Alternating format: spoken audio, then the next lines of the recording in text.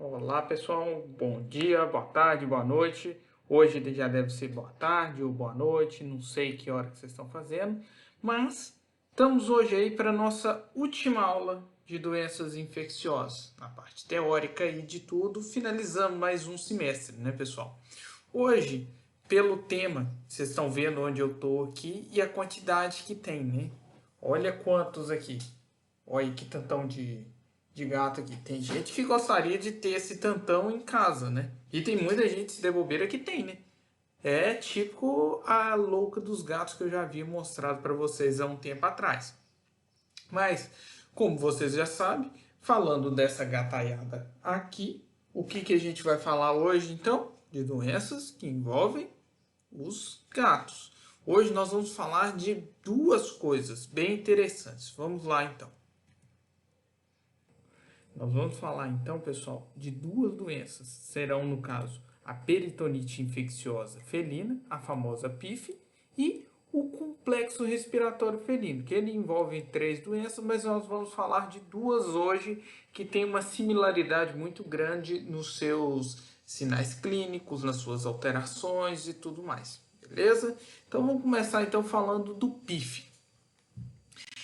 O PIF, ou a PIF, é a peritonite infecciosa felina. Isso eu já havia comentado, né?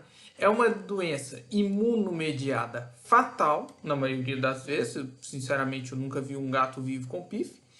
É causado por formas variantes do que? Do coronavírus felino. E a gente já tem uma similaridade com o quê? Com a nossa realidade que nós estamos vivendo e estamos tendo aula até online. Mas até por conta disso, né? Então, no caso do coronavírus felino, ele é um vírus de RNA envelopado. O que isso nos traz pra gente? Vocês já sabem. E de fita simples. Tá, até aí beleza. É uma doença comum e fatal. Não, o grande viés dessa doença é o quê? Que não há métodos diagnósticos rápidos e confiáveis para essa doença. E não há até o momento nenhum teste capaz de identificar o quê? O PIF em vivo. Nessa aula vocês vão entender o porquê disso aí. Então vamos seguindo, que senão a gente vai delongar muito isso aí. A dificuldade em obter um diagnóstico definitivo para essa doença se deve ao quê?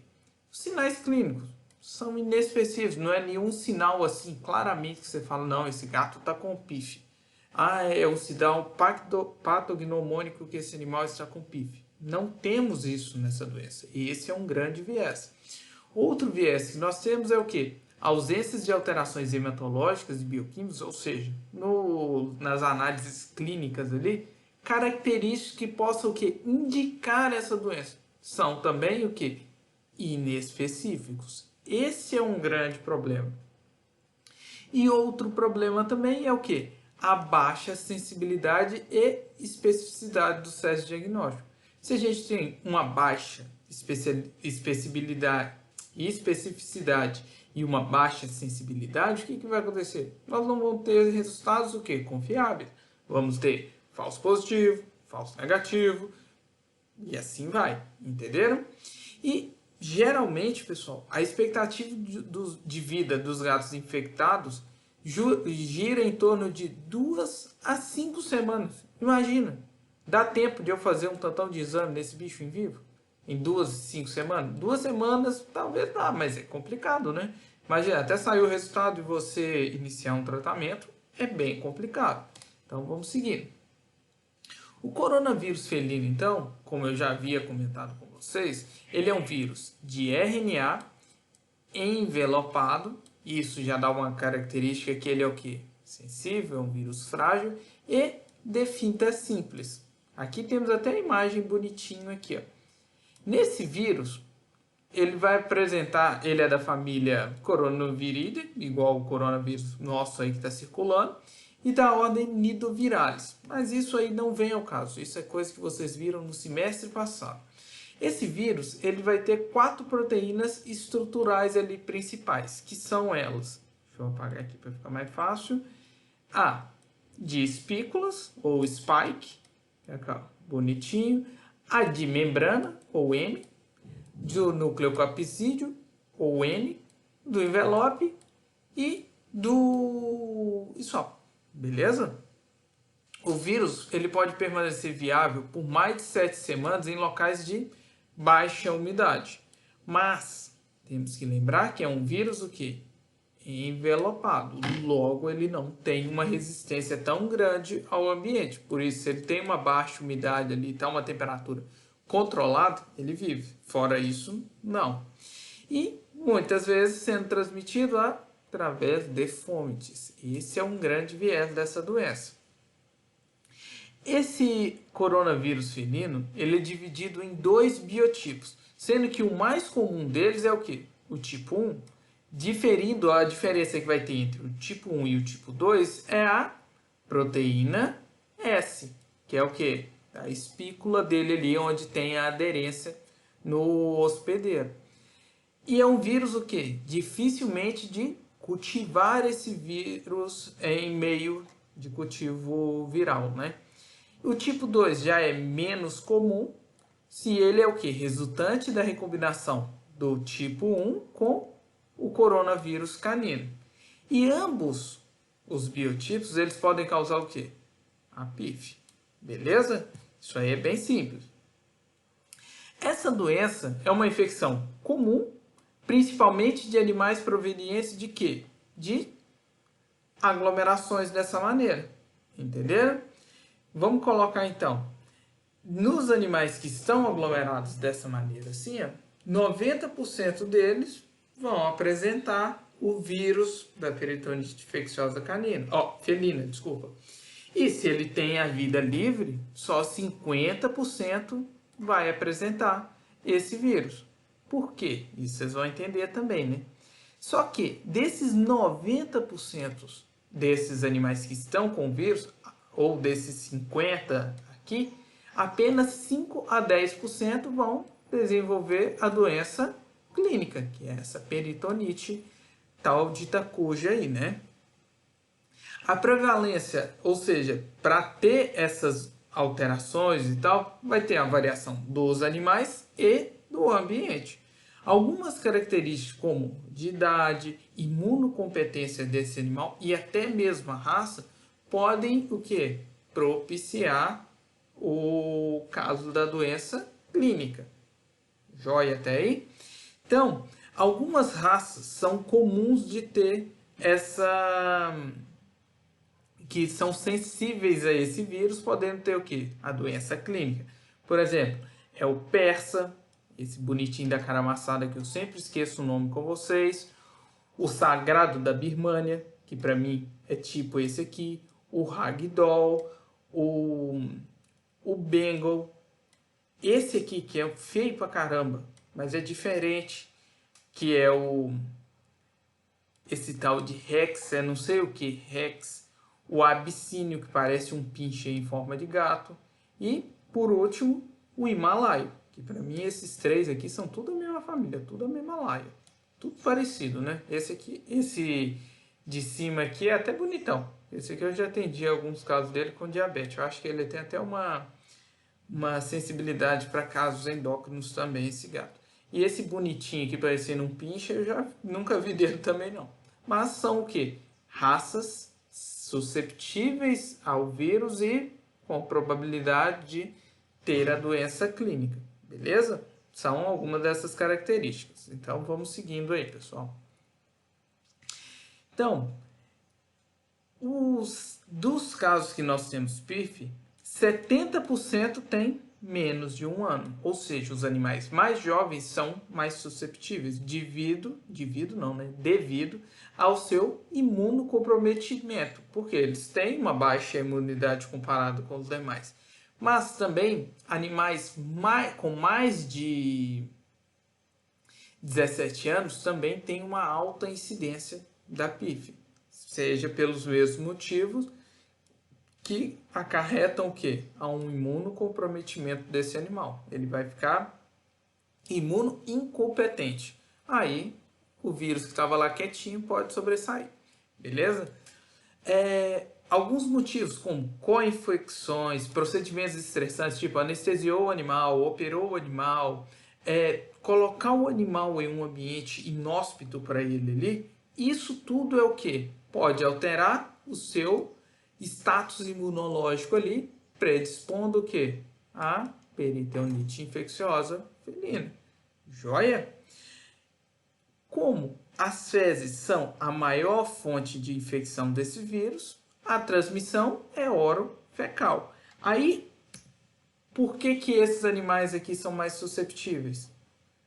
Por conta de quê? Pensa, vamos supor que aqui em cima, aqui, ó, tem uma caixinha de areia. Aqui, aqui, aqui, são poucas. E olha quantos gatos. Tem gato até falar que chega. Deixa eu ver se tem mais do lado de cá. Não, olha que tantão. É bastante.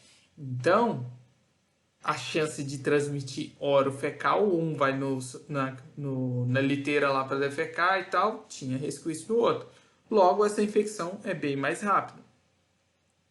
No caso de infecções recentes, ou seja, o animal recém-infectado ali, ele vai poder apresentar o vírus na saliva, em secreções respiratórias e até mesmo na urina. Joia? Então, vamos seguindo. A maioria dos gatos contaminados por outros a maioria dos gatos são contaminados por outros assintomáticos. O que nós vemos disso aí? Do coronavírus que nós estamos tendo. Quantas pessoas vocês tiveram, se alguém da turma aí já teve coronavírus, sabe de onde que veio? Teve contato com um infectado, para falar assim? Não, na maioria das vezes você teve um contato com um assintomático que estava eliminando o vírus. É a mesma coisa que ocorre com esse coronavírus felino, entenderam? Os naturalmente infectados, ou seja, aqueles que tiveram contato com o vírus, eles vão o quê? Eliminar o vírus após 7 dias dessa infecção. Ou seja, uma semana depois ele já está colocando o vírus no ambiente. Isso pode ficar o quê? Até durante 10 meses. É um tempo que bem considerável, né, pessoal? Aí o que nós temos que ter em mente também? Quanto maior a titulação de anticorpos contra o coronavírus felino, maior a possibilidade de eliminar o vírus de maneira mais constante. Por quê? O vírus vai replicando, o sistema imune vai só atuando ali. E esse vai ficando aquele equilíbrio, né? Um vai subindo de cá, outro de cá. Só que na hora que dá uma baixa no sistema imune aqui, o que vai acontecer? Esse que já estava lá no patamar altão, o que vai acontecer? Vai liberar vírus em altas concentrações. Tudo bem até aí? Então, sucesso. Pouquinho desse vírus aí então, pessoal. Aí, pessoal, o primeiro relato então desse vírus, dessa infecção, essas coisas, se deram na década de 50, como um fato raro. Por que era um fato raro? Como a maioria dos felinos tinha uma vida livre, não tinha contato com as fezes de outros animais, o que acontecia? Raramente ia ter esse vírus. Aí o vírus no animal, né? Só que aí o que acontece? Hoje em dia, qual que é a tendência? Colocar 300 gatos dentro de casa. Aí não tem como não ter um contato maior com essas fezes e ter uma maior infecção aí, perfeito? No passado, acreditava na existência de 2 vírus diferentes. Um que era o coronavírus entérico felino e outro que era o da PIF, beleza? Só que sabemos que, atualmente, que a diferença entre eles está apenas com o quê? Na patogenicidade. Todos são o quê? Coronavírus felino. Apenas um causa uma alteração entérica e outra peritonite, beleza? Em relação à PIF, tem duas hipóteses que causam, duas hipóteses em relação à causa da quê? Da peritonite infecciosa felina. Por quê? Temos quadros de coronavírus entérico e o da peritonite infecciosa. O primeiro é o quê? Acerca de uma possível mutação genética do coronavírus felino e podem desencadear a PIF. Como é um vírus de RNA, ele de fita simples, ele está mais susceptível a essas mutações. Até aí, de boa, né? Então, primeiro, o que ele acontece? Ele se infecta com a forma virulenta e a virulenta, né? Ou seja, sem ser virulenta, sem ser virulenta, e ocorre o quê? A mutação depois. Essa mutação que causa a peritonite infecciosa felina, beleza? Aí a outra hipótese é o quê? Que qualquer cepa viral pode causar PIF, vai variar de acordo com o quê? A condição do animal, a carga viral empregada, ou seja, se o animal está já debilitado e vem um carrinho de mão de vírus em cima dele ali, logo ele tem a maior probabilidade de ter a PIF. Agora, a genética e a imunossupressão serão bem bastante, né? Mas a teoria que mais corrobora é o quê? Que essas duas aqui aconteçam juntamente. E é o mais plausível também, né? Mesmo ocorre a mutação e mesmo ocorre essa quantidade de carga viral, essa imunossupressão e etc. Nós vamos ter duas formas de apresentação dessa peritonite infecciosa felina. Uma forma efusiva, que vai causar essas policerosites. Estão vendo isso aqui em cima, aqui, ó? Essa gosminha amarela aqui? Então, isso são as policerosites fibrinosas e pode causar também vasculite. Sempre quando vocês verem esse it no final, que é correlacionado ao quê? É inflamação. E essa policerosite aí causa esses derrames abdominais, igual está aqui na imagem, estão observando aqui, ou no tórax mesmo, beleza? E tem também as formas não efusiva, que caracteriza com o quê?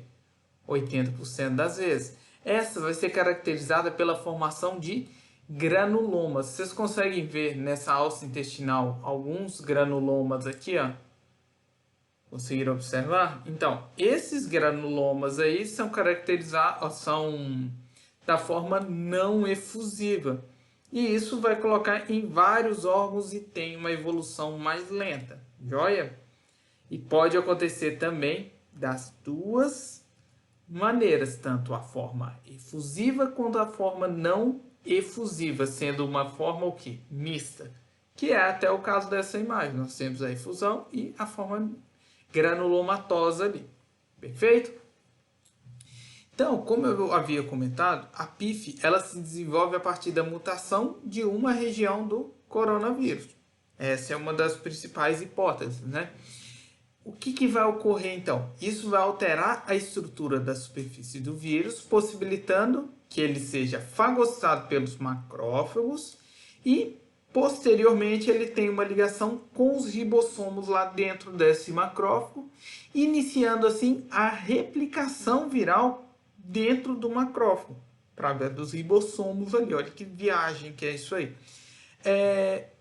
Aí o que acontece? Quando ocorre uma redução do controle viral no intestino, ou seja, redução da secreção de interferon, essas coisas que alteram o controle viral ali, vai aumentar a replicação viral e propiciar o quê? Uma maior possibilidade de mutações. Uma coisa é se uma célula e outra está se replicando. Outra é se 1 milhão de células está replicando. Uma hora, uma vai ter o quê? Uma mutação.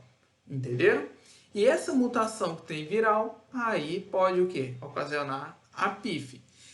Aí o que vai acontecer então, pessoal? Após 14 dias que ocorrer essa mutação, que é aí que esse vírus vai o quê? Encontrar vírus em todos os órgãos ali. Eles têm um espalhamento, não, né? Uma dispersão através dos macrófagos dentro da corrente sanguínea que vai para os órgãos e tecidos. Entenderam? O que tem duas explicações aí para essa disseminação pós-viral, essa pós-disseminação viral, né? Ocorre a entrada nos tecidos pelos macrófagos infectados, foi o que eu comentei com vocês. Dessa maneira, atrai o sistema imune e assim causa essas lesões assim, ó, piogranulomatose, palavra complicada de falar, hein? Beleza? A outra teoria que seria o quê? Quando está circulando lá na circulação esses imunocomplexos formados pelo vírus e por anticorpos ali, o que vai acontecer? Isso vai sair da circulação e ir para a parede vascular, causando o quê? Uma vasculite. Essa vasculite, o quê? Recruta macrófagos ali, são reconhecidos pelos macrófagos, que vai para fagocitar e tal, formando aquele granuloma, mas não é reconhecido pelas células natural killer, que causaria a destruição desse vaso, dessas células da parede vasculares ali contaminadas. Entenderam isso? Então, vamos seguindo. Olha essa forma aqui, bem bacana, ó. A forma granulomatosa. Aqui você consegue ver um granuloma, aqui outro, aqui outro, aqui outro, e assim vai espalhando, além do depósito dessa fibrina feia aqui. Beleza? Então essa é uma forma mista que eu havia comentado com vocês também. Aí o que mais vai acontecer, pessoal? Quando esses macrófagos morrem, esses infectados, vai ocorrer a liberação do vírus para o meio, ou seja, vai contaminar outras células, mas também quando há o rompimento celular de uma dessas células, ocorre a liberação de substâncias pró-inflamatórias. São as citocinas pró-inflamatórias ali, além de outras citocinas que ativam sistemas para o quê? Recrutarem mais células ali. Por isso que ocorre a formação desses granulomas também. Essas citocinas pró-inflamatórias, elas vão ativar enzimas proteolíticas, causando lesões no tecido, lesões intravasculares e causando mesmo o quê? A coagulação intravascular disseminada. Beleza? Então vamos seguindo isso aí. Então, nessa teoria, sim, nós não temos uma definição porque que alguns gatos vão apresentar a peritonite infecciosa e outros não, mesmo ambos apresentando a infecção viral, entenderam? O principal problema não é o vírus, e sim o sistema imune do próprio gato. Por quê? Porque temos esse probleminha com os macrófagos ali também, beleza? Então, gatos que apresentam uma boa resposta imune celular, o que é a resposta imune celular? As células T, ou os linfócitos ali. Geralmente, o que? Não vão apresentar sinais clínicos, porque essas células T, CD8, por exemplo, elas vão eliminar as células infectadas. Elas são citolíticas. Agora, se eles tiverem doenças imunodebilitantes, não tem jeito, né? Mesmo que tenha uma resposta imune celular boa. Aí o que nós temos que ter em mente? Quanto maior a resposta imune humoral, o que é a resposta imune humoral? A produção de anticorpos ali. Mas vai ocorrer uma depressão da célula T, esse é um mecanismo de ação desse vírus também, podendo então causar a doença. Perfeito? Por que vai causar a doença? A formação de imunocomplexos, que eu falei alguns slides atrás.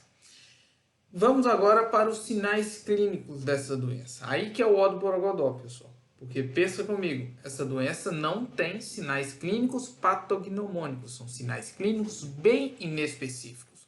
E isso é um problema bem grande, né? Inicialmente, então, os sinais clínicos vão passar desapercebidos, por quê? É muito simples. No caso, isso da coronavirose entérica, sem ser a PIF, né? Nesse caso vai ser o quê? Uma diarreia, um vômito discreto, pode mimetizar qualquer doença. E esse que é o X da questão. Agora, na PIF, quando já tem a mutação do vírus, essas coisas que causa essa PIF, geralmente os sinais vão ser inespecíficos devido à variedade de órgãos e sistemas acometidos. Comumente o que ocorre? Uma perda de peso crônica, uma febre refratária a antibiótico, ou seja, o animal está com febre, você vai e entra com um antibiótico, provavelmente ele está com uma infecção bacteriana, por exemplo.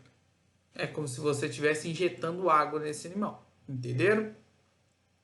E isso, uma coisa que nós temos é o quê? Não se sabe o tempo entre a mutação e o desenvolvimento da doença em si. Não tem como avaliar isso certinho, beleza? Então vamos lá. Os sinais clínicos, eles podem ser de 3 formas: efusiva, não efusiva ou mista. Isso eu até comentei com vocês ali anteriormente, né? E a PIF efusiva, ela é classificada pela policerosites fibrinosa. Simples assim. São aquelas que tem aquele derrame, aquelas efusões ali. Nesse caso vai apresentar pericardite, pleurite, peritonite, que é até o que? O clássico da doença, né? Vai ter essas efusões torácicas, abdominais, febre, apatia, anorexia, alterações respiratórias, muitas vezes devido a essas efusões. Esses sinais podem ser facilmente encontrados em casos de linfoma, nos casos de felme, é muito comum. Esse animal vai ter perda de peso, que é uma característica mais clara ali, a icterícia e linfonodomegalia mesentérica, ou seja, todos os linfonodos ali do sistema digestivo praticamente vão estar bem elevados, perfeito?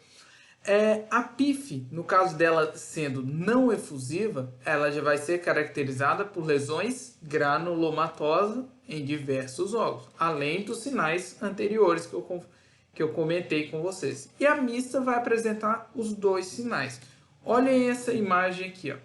Aqui é um gatinho com uma efusão abdominal, né? Você já vê bem grande esse abdômen aqui, ó. Olha cá.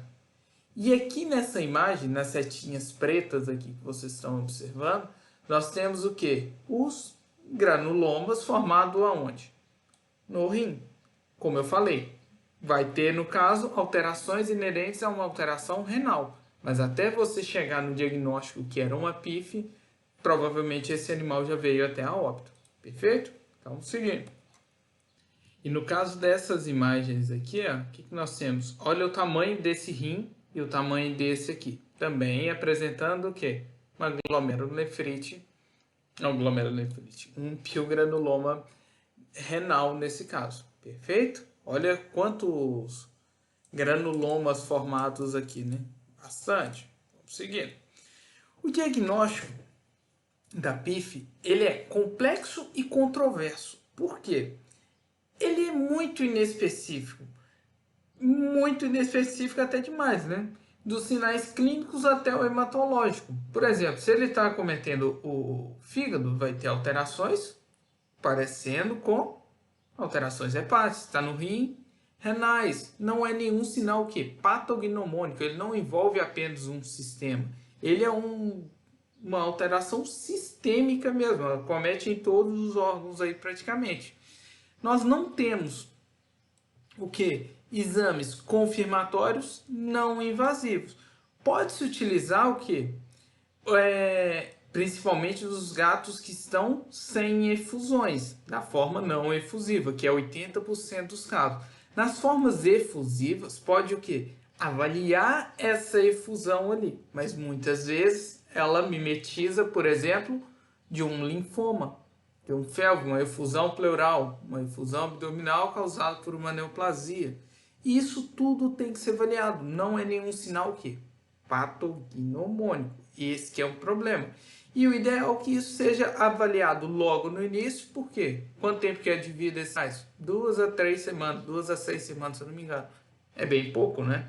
Então, podemos fazer a titulação de anticorpos. Mas temos um probleminha com isso aí.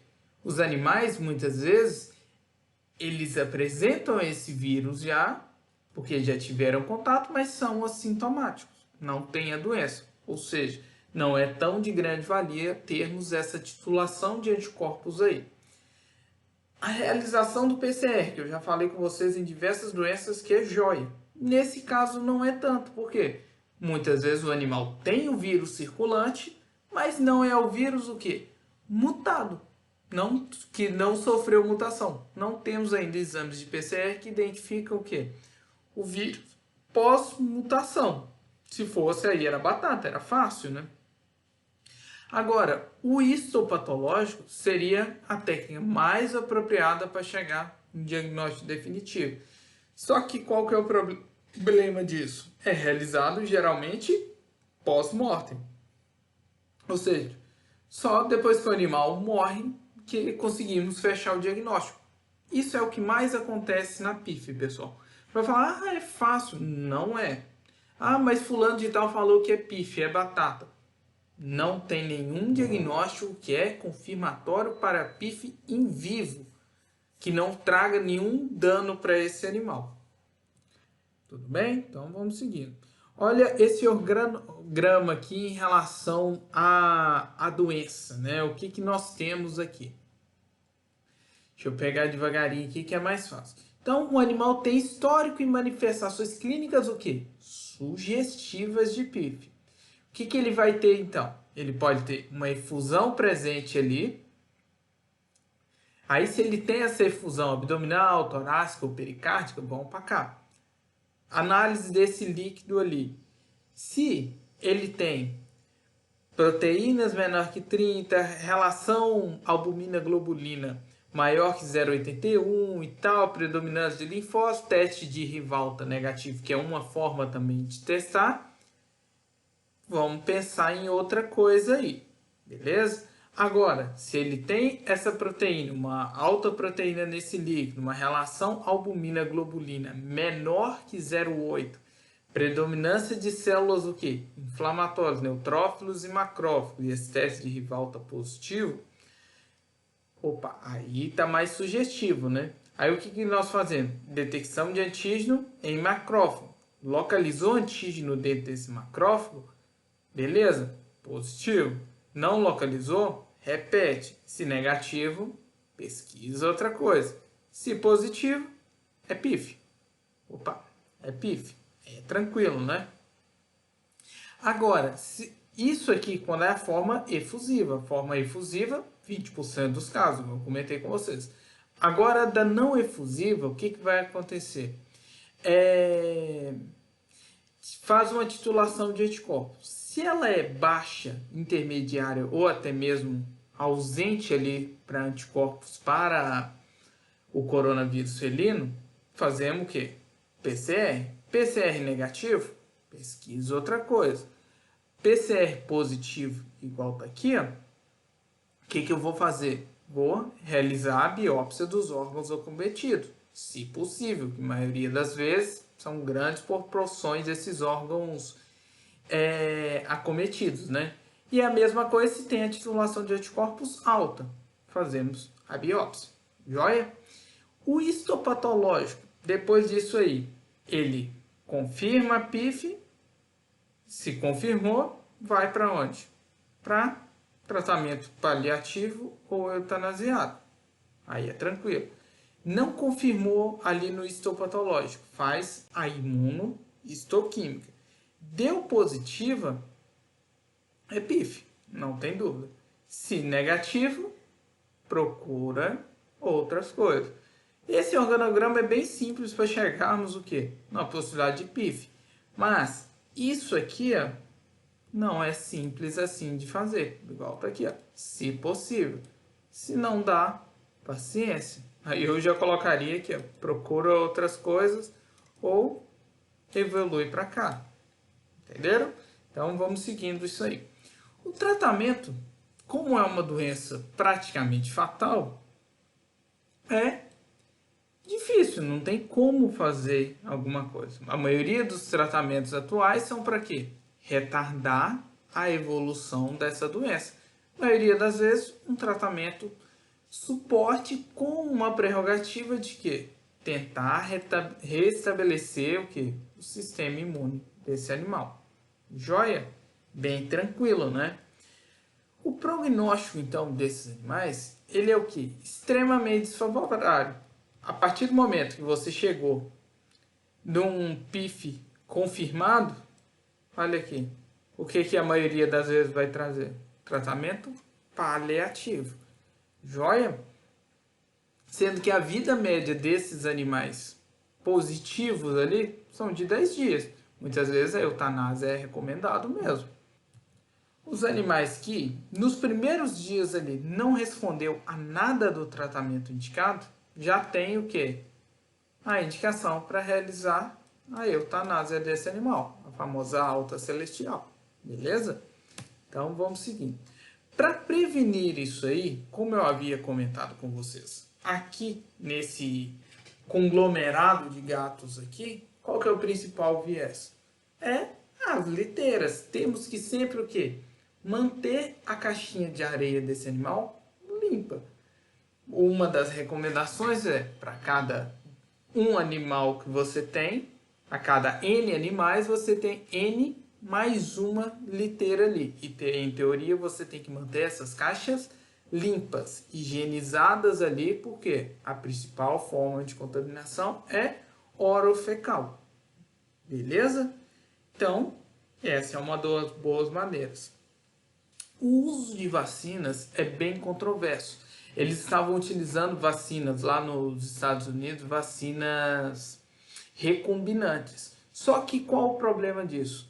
Essa vacina recombinante, ele estava acabando induzindo esses animais a ter a forma da peritonite infecciosa felina, não inibindo a infecção, ou seja, ao invés de auxiliar, piorava mais ainda o quadro. Joia? Então vamos seguindo isso aí. Agora, vamos falar do complexo respiratório felino, que é, dentro dele nós temos 3 doenças, né? Que é o herpes vírus felino tipo 1 e a calicivirose felina tipo 1 também, e uma bactéria, que é a clamidiófila, que é outro do complexo respiratório felino. Beleza? Vamos começar então falando do herpes vírus felino tipo 1. Mesmo havendo que vacinação efetiva para essas doenças, há ainda muitos casos. A infecção pelo herpes vírus tipo 1 tem sido comumente implicada como doença do trato respiratório inferior. Joia? Além do herpes vírus felino, a calicivirose felina do tipo 1 e a Chlamydophila felis, que eu havia comentado com vocês, são formadoras do complexo respiratório dos felinos. É isso que é a temática disso aí. Então, vamos lá. No passado, o herpes vírus e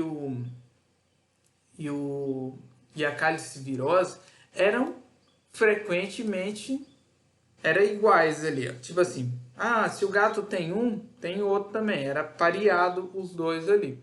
Só que, atualmente, o calicivírus se tornou bem mais comum devido ao quê? A sua variedade antigênica ali. Entenderam? Conseguiu eliminar o herpes vírus, eliminar não, né? Reduzir sua incidência, mas o outro não conseguiu. No caso do herpes vírus, eles vão o quê? Infectar felinos domésticos e silvestres, causando uma infecção respiratória aguda. O que tem nessas alterações aí que é comumente no herpes vírus? Vai ter rinite, conjuntivite, febre, anorexia, letargia, principalmente tudo isso em quem? Animais jovens, eles são os mais susceptíveis aí. O herpes vírus felino é o causador de quê? Da rinotraqueite viral felina, sendo que é a infecção respiratória mais prevalente nos gatos. Joia?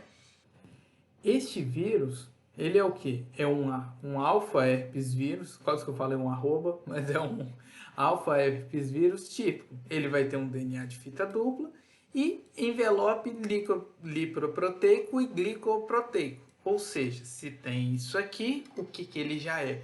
Mais susceptível. Ele é um vírus o quê? Sendo assim, um vírus frágil no ambiente e ao uso de produtos de limpeza. Por causa de quê? Desse envelope aqui, glicoproteico e lipoproteico. Joia? Esse vírus vai estar presente em todo o mundo, tem em todo canto. Vai ser localizado geralmente onde? Nesses locais onde tem uma acumulação. Eu não esqueço do gato de um proprietário que tinha lá em Viçosa, o seu Jorge, que ele tinha uma coleção de gatos que era mais ou menos uns 30 e poucos. E todos lá tinham felve e tinham uretrostomia. A gente até brincava que eram os fantásticos gatos uretrostomizados, né? Que eram tantos gatos Se ele todos chamavam o menino e todos tinham o quê? O complexo respiratório felino. Por quê? Era um local tipo esse da imagem aí, beleza? E uma das coisas que é característica dessa rinotraqueite infecciosa é o quê? A não predileção sexual. É macho, é fêmea, é trans, é não sei o quê, a LGBTQW25 aí, todos têm a possibilidade de se infectar por esse vírus, beleza? Uma das coisas que é característica dessa doença também é que ela tem uma baixa mortalidade, morre pouco. Mas se o animal tiver outras complicações imunitárias, ou seja, ter um FeLV, um FIV, tudo intercalado ali, pode carrear em altas taxas de mortalidade. Joia? A transmissão desse vírus é um vírus altamente contagioso, infecta facinho ali, né? Com rápida disseminação em locais de acúmulo de gato. Olha aqui. Eu acho que se der bobeira tem alguma de vocês, alunos, que tem um gatinho desse jeito aí. Lotado de gato, fica nessa sofrência com os gatinhos. Mas essa infecção, então, vai ocorrer de maneira horizontal. Vai ser direta, ou seja, um gato contaminando o outro ali, e muitas vezes de maneira indireta, que é através de quê? Dos fômites, entendeu? E a eliminação desse vírus vai iniciar após 24 horas, ou seja, 24 horas depois da infecção, o animal já está o quê? Eliminando esse vírus para o ambiente. E isso fica até por 3 semanas ali eliminando o vírus. É fácil então controlar num ambiente desse aqui? Teria que isolar todos os animais infectados, higienizar todo o ambiente e assim que voltar a melhorar, aí volta para o lugar, beleza? As principais fontes de infecção são esses animais que estão com a infecção aguda. O ideal é que os animais que estiverem infectados ficar dessa maneira assim, usando máscara, né? Já que é um coronavírus. Ou isso não é o coronavírus? O coronavírus é o do PIF, pessoal. Esse é um herpes vírus, beleza? Além da possibilidade de transmissão através de fomes, que eu havia comentado com vocês. Pote de comida, o próprio tutor, caminha, essas coisas também vai servir de fomes ali. E os animais suscetíveis são o quê? São os não vacinados e principalmente os jovens entre 5 a 8 meses de vida. São os mais susceptíveis, que nada impede que animais de idades diferentes dessa aí também não apresentem essa infecção. E para impedir essa infecção, coloca mascarinha no seu gato. Claro que não, né? Então, vamos seguir. O herpes vírus, nós sabemos disso aí, algumas pessoas sabem da pior maneira, ele tem a característica de quê? De se manter latente. Se ele mantém latente, ele vai ficar persistente no seu organismo. A partir do momento que tem uma baixa na imunidade, ele vai ressurgir ali. Sendo assim, 80% dos gatos que sobrevivem a essa infecção vão se tornar portadores crônicos. E qualquer baixa da imunidade eleva a excreção viral ali, apresentando sinais clínicos também. O estresse. Essa baixa na imunidade pode ser carregada por um estresse, podendo ser uma cirurgia, uma mudança de área, essas coisas, e isso vai propiciar o início da doença. É igual muitas pessoas antes de prova, de avaliação, essas coisas, a boca pipoca toda, aí, por causa da herpes, estava em latência, a partir do momento que tem um estresse, algo do tipo, vai fazer o quê? Já brota tudo ali de novo. No caso dessa rinotraqueite, geralmente, após uma semana ali desse estresse, vai iniciar a eliminação do vírus para o meio de novo, até o sistema imune se equilibrar e esse vírus voltar para a latência de novo. A infecção desses vírus vai ser da seguinte maneira: pelas vias respiratórias superiores, pela via oral ou pela conjuntiva ocular, que é onde nós observamos alterações também. Esse vírus ele vai se replicar tanto nas mucosas expostas e semi-expostas, que vão revestir o septo nasal, ou seja, lá dentro, a nasofaringe, o palato mole, as tonsilas e até mesmo a conjuntiva. esse vírus, ele não ocorre uma viremia ali. É raro, já que esse vírus é termosensível. Se ele vai para corrente sanguínea ali, essas coisas, vai ocorrer o quê? Ele tem uma temperatura maior um pouquinho, né? E vírus imunodebilitantes, quais são? O FIV e a FeLV. Vão conferir o quê? Maior gravidade ao caso. Quando se tem a presença de FIV e FeLV, por exemplo, esse caso vai ser mais grave que o normal. O herpes vírus, ele é um vírus citolítico. Aí o que ele vai fazer? Vai causar uma necrose epitelial multifocal, com intensa infiltração neutrofílica e exsudação. Por isso que apresenta aquela secreção nasal purulenta ali, sabe? E no caso, quando tem o que? Uma necrose, essas coisas, o que vai ter? Vão ser infecções bacterianas secundárias que podem agravar o caso. Também, como esse vírus infecta a mucosa ocular, vai ocorrer oftalmopatias, que vai causar devido a essa lesão viral direta ou por alterações imunomediadas, porque o vírus está fixado ali, vem anticorpo e tenta eliminar isso ali. Em poucas palavras, né? Os sinais, então, vão surgir após 2 a 6 dias de incubação, podendo ser bem prolongado aí essa incubação também, sabe? E a cura ocorre muitas vezes de maneira autolimitante, ocorrendo entre 10 a 20 dias dos sinais clínicos. Só que pode haver cronicidade dependendo do sistema imunológico, por causa do quesito latência que eu havia comentado com vocês. Quais são os sinais que esses animais vão apresentar então? Vão apresentar depressão, espirros, salivação, faltou uma vírgula aqui, conjuntivite, secreção ocular e nasal. Ulceração oral pode ocorrer também, ceratite ocular ali também pode ocorrer, tosse e pneumonia. Olha esses exemplos claros aqui, né? Essa conjuntivite aqui, você vai observar bastante secreção ocular, essa conjuntiva bem espessada, uma alteração em córnea também. Olha esse aqui dá até para ver a remelinha ali e a secreção nasal discreta ali.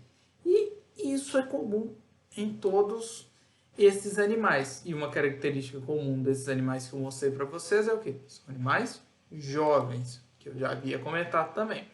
Pode ocorrer também, pessoal, alterações dermatológicas, como essa dermatite ulcerativa aqui, ó, que pode ser na face, no plano nasal, ou nos coxinhos, que geralmente é aquela coisa fofinha de se apertar assim, e fica essa coisa descamando, igual de cão com sinomose. Não que o de cão com sinomose forma uma hiperkeratose, não essa ulceração levinha assim. Pode ocorrer também alterações reprodutivas, desde abortamento e mesmo a reabsorção fetal. Perfeito? Então vamos lá. Geralmente, o diagnóstico para isso é um diagnóstico clínico. Nós vamos ter sempre o parear a anamnese e os sinais clínicos e até a epidemiologia do local. Porque, lembrem, se tem um histórico de viver num lugar dessa maneira assim, tem quase que batata a chance de ser, beleza? Além disso, é importante fazer um exame oftalmológico completo, porque essa doença causa alterações em córnea, por exemplo, tem que avaliar úlceras através da fluoresceína, o teste de Schimmer, tem que avaliar isso tudo aí no contexto.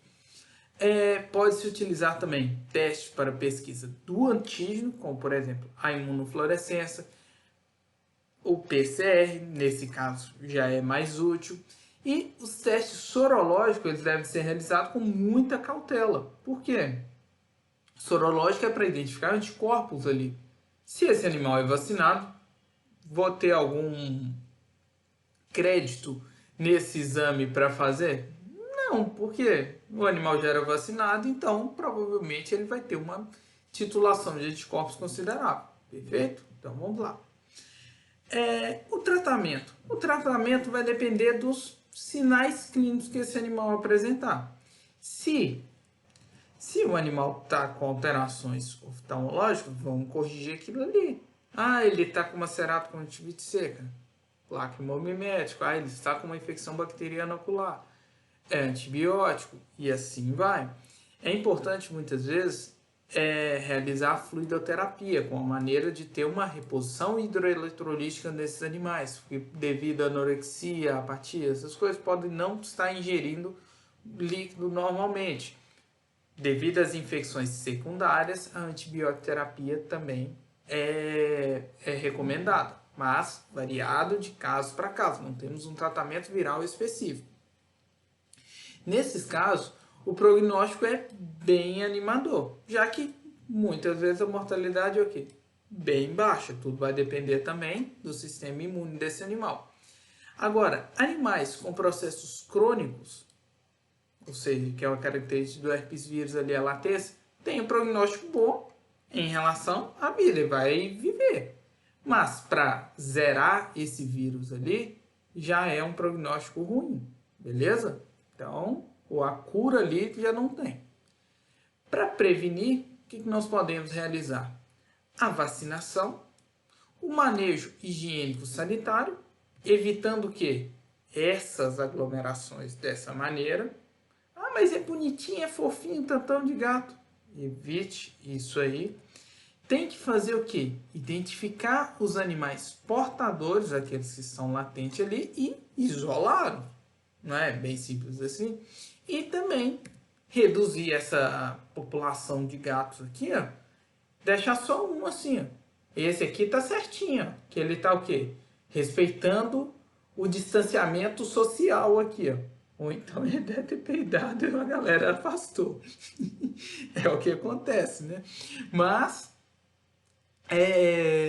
seguindo isso aqui, tem que reduzir a densidade populacional ali, é uma maneira de prevenir. Mas o principal que nós temos é a vacinação, joia? Então vamos para a última aqui, que é a calicivirose ali, que é um componente desse complexo respiratório felino, que é quase, vou até dizer uma palavra meio sem sentido, mas é semi-impossível você diferir uma da outra. Beleza? Apesar de ter algumas características, mas geralmente você bate o olho no gato, é complexo respiratório e batata. Entenderam? Que o tratamento é basicamente o mesmo também. Essa calicivirose felina é um patógeno comum e altamente contagioso. Diferente do herpes vírus? Não. Conhecido por uma capacidade de grande mutação. Essa é uma coisa que diferencia bem do herpes vírus. Entenderam?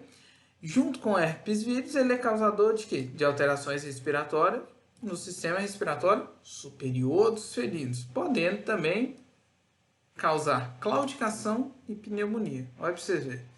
E as vacinas realizadas, elas não previnem o quê? A infecção. Elas não impedem a entrada do vírus, mas sim minimiza os sinais clínicos decorrentes dessa calicivirose. Joia? Então, esse é um vírus RNA de fita simples, que pertence à família Caliciviridae. Até aí de boa, né? Apesar de haver uma grande diversidade antigênica, há uma reação cruzada entre essas cepas isoladas. Por quê? Tem essas mutações. Aqui, o que eu estou desenhando aqui em cima são diversas mutações. Só que o que vai acontecer? Essas mutações todas aqui, elas têm uma reação cruzada de antígenos ali, ou seja, esse aqui é um antígeno, esse, mas respondem da mesma maneira, vamos supor, os mesmos anticorpos atuam em todos. Por isso que a gente tem apenas o quê? Um sorotipo, beleza? Esse vírus, ele é caracterizado por uma alta taxa de mutação e alta diversidade genética. Tranquilo isso aí, né? O calicivírus, então, pessoal, ele está amplamente difundido na população felina e sua prevalência é proporcional ao número de gato. Quanto mais gato tem, mais casos de quê? De cálice vírus. Tem. Entenderam? Se eu tenho uma população de 2 gatos, a prevalência vai ser bem menor. Por quê? Ela é atrelada à acumulação. Essa galera toda junto aqui. Perfeito? O vírus, então, ele vai ser encontrado tanto em felinos doentes quanto os clinicamente recuperados. Ou seja, todo mundo vai ter ali. Por quê? A vacina, ela não impede o quê? A infecção, e sim minimiza os sinais.